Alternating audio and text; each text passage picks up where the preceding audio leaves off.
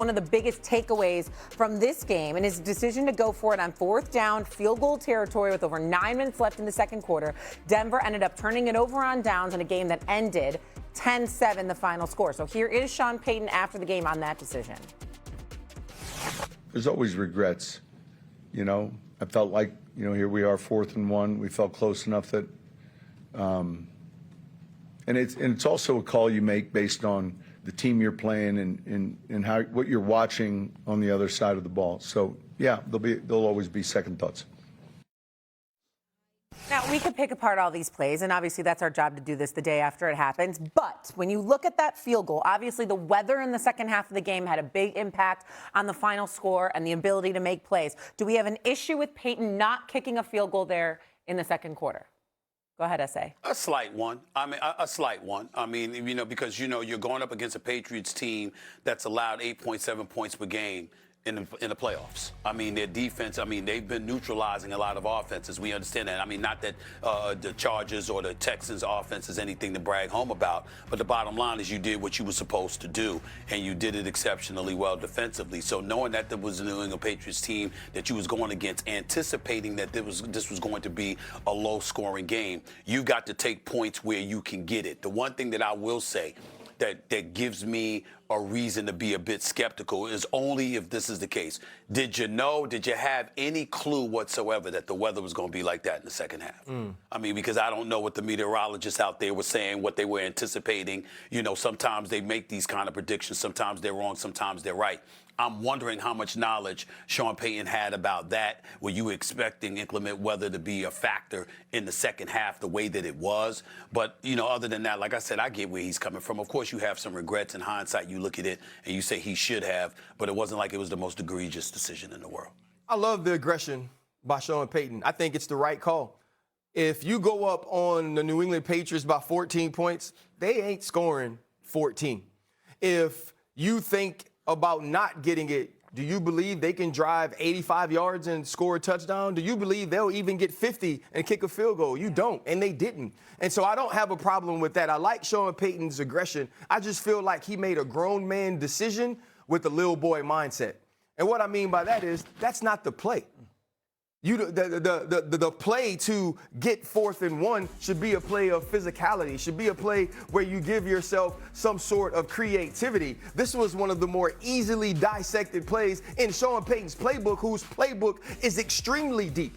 You look at the touchdown to Cortland Sutton in the first quarter in the boot game. Go to that. Give yourself an opportunity to have a play that actually of those things. And so for me, I don't mind the aggression. You have Jarrett Stidham. If you got a chance to go up by 2 touchdowns, I believe you take it. But I believe the play call by Sean Payton is second guess. And he said himself, I changed it from a run to a pass. He started to overthink it. And once he got to overthinking it, maybe that was the time to say, I'm going to go for 3 because I'm not sure what I want to do. Yeah, I would have kicked the field goal in that moment. I thought that was the wrong decision. I thought the Rams going for it was the right because they're all independent of each other. Playing with a backup quarterback in a top 3 defense. But even more so, the decision to go for it is the mistake, I would say, is calling the timeout.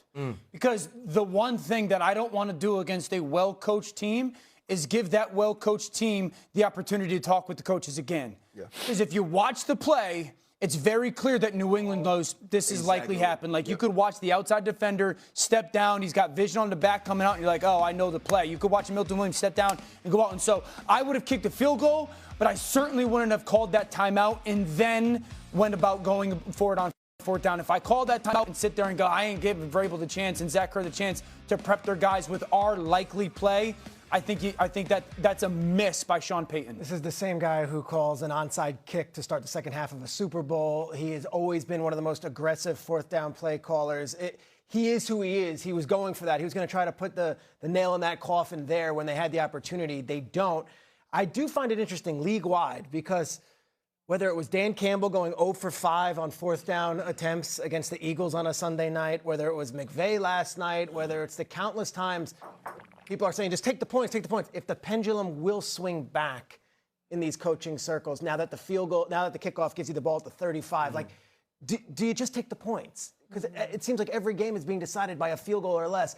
Instead of constantly going, I know the analytics tell us one thing and we're in an analytics world, But it felt like time and time again, these playoffs, these games are decided by so few points, and so many coaches left points. The only thing I would say, too, in regards to that is we have to put it into context that when Philly went for it so often, they were, one, way more physically dominant, and it was often the tush push.